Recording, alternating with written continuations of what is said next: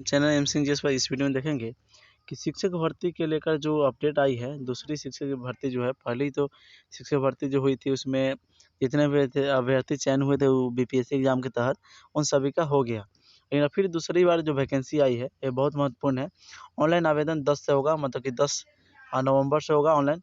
और 1,20,120 मतलब 1,20,000 पद के लिए परीक्षा ली जाएगी।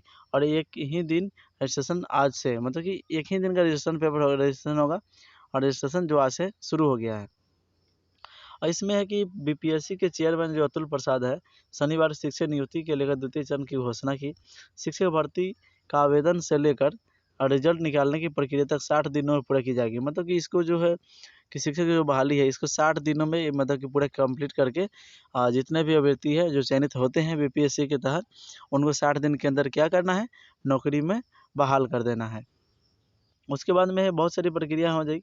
और 6 से 12 तक के 69,600 कुछ सीटें हैं।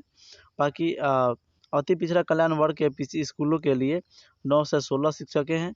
और इस तरह करके आगे और भी बदलाव इसमें है। और परीक्षा के नियम में के 5 बड़े बदलाव हैं, मतलब परीक्षा जो नियम होगी उसमें बदलाव किया गया है। पहला इसमें देखेंगे, इसमें यहाँ पे कि जो इसके रूल है, नियम है। इसमें रूल है कि पहले चरण में अभ्यर्थियों की शिकायत के बाद दूसरे चरण की परीक्षा नहीं, एक ही दिन होगी। मतलब ये परीक्षा जो है ना एक ही दिन में कंप्लीट की जाएगी। भाषा के पेपर में 30 प्रश्न होंगे। इनमें 60 प्रश्न अंग्रेजी के और 22 प्रश्न हिंदी से होंगे। क्वालिफाई करने के लिए 9 नंबर लाना ज़रूरी है। तीसरा चरण में होगा किसी भी योग्यता व अर्हता के लिए अपीयरिंग अभ्यर्थी को मौका नहीं दिया जाएगा। मतलब कि जो अपीयरिंग है सीटेट या मतलब कि डीएलएड जो है और उसमें अपीयरिंग है, उसमें कहते हैं कि हम मतलब एग्ज़ाम देते तो उन लोगों का मौका नहीं मिलेगा। जो पूर्ण रूप से कंप्लीट है उन लोगों का मौका मिलेगा। 4 नंबर विषय कम्युनिकेशन चुनने में गलती करने को पर दोबारा मौका नहीं दिया जाएगा। आप जो विषय चुनते हैं उसमें सटीक चुनिए और गलत नहीं चुनिए, क्योंकि दोबारा आपको मौका नहीं दिया जाएगा। 5वां है भाषा का पेपर क्वालिफाई रहेगा। और भाग 2 में जब टाई होगा तो भाग 3 के अंकों के आधार पर मेरिट लिस्ट बनाई जाएगी। अगर यहाँ भी टाई हुआ तो भाषा के अंक का आधार बनेगा। ठीक है, ये बहुत अच्छा किया कि क्लियर ही कर दिया है। नियोजित शिक्षक भी इस परीक्षा में शामिल हो सकते हैं। जो नियोजित शिक्षक थे उन लोग भी मतलब इसमें शामिल हो सकते हैं। और उन लोगों के लिए भी फ़ायदे हैं। हाँ, इसमें नियोजित शिक्षक भी शामिल हो रोक नहीं रहे हैं। मान लीजिए कि कोई 1 से 5 तक के शिक्षक है और एससीईटी की उत्तीर्ण है और 9वीं से 12वीं तक शिक्षक बनने के लिए मतलब कि सोच रहे हैं, तो वो शामिल होकर अपना अपग्रेड हो सकते हैं। मतलब एग्ज़ाम निकल जाएगा तो उनको अपग्रेड कर दिया जाएगा। ठीक है, बिहार के बाहर भी बाहर से भी अभ्यर्थी भी आवेदन कर सकेंगे। बिहार से बाहर के दूसरे राज्य के भी अभ्यर्थी आवेदन कर सकते हैं। हाँ, आवेदन के लिए बिहार का स्थायी निवासी होने की अनिवार्य नहीं है। दूसरे राज्य के अभ्यर्थी भी आवेदन कर सकते हैं। दूसरे राज्य के किसी भी वर्ग के अभ्यर्थी को आरक्षण का लाभ नहीं मिलेगा। और मान लीजिए बिहार के हैं तो उसे आरक्षण का लाभ मिलेगा। बिहार से अलावा किसी दूसरे राज्य का है तो उसको आरक्षण का लाभ नहीं दिया जाएगा। पिछली बार की तुलना में आवेदकों की संख्या बढ़ेगी।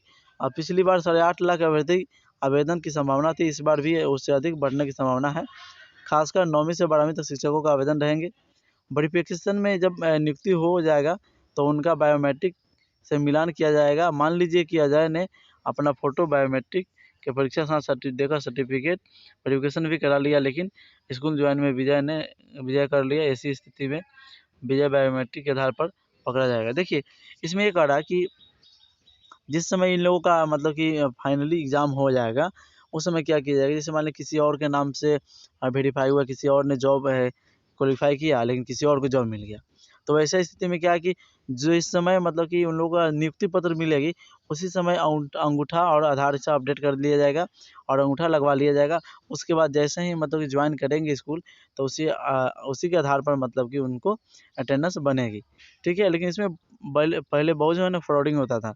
मतलब कि नियुक्ति किसी और को हुआ और उसमें से ज्वाइनिंग कोई और कर रहा है।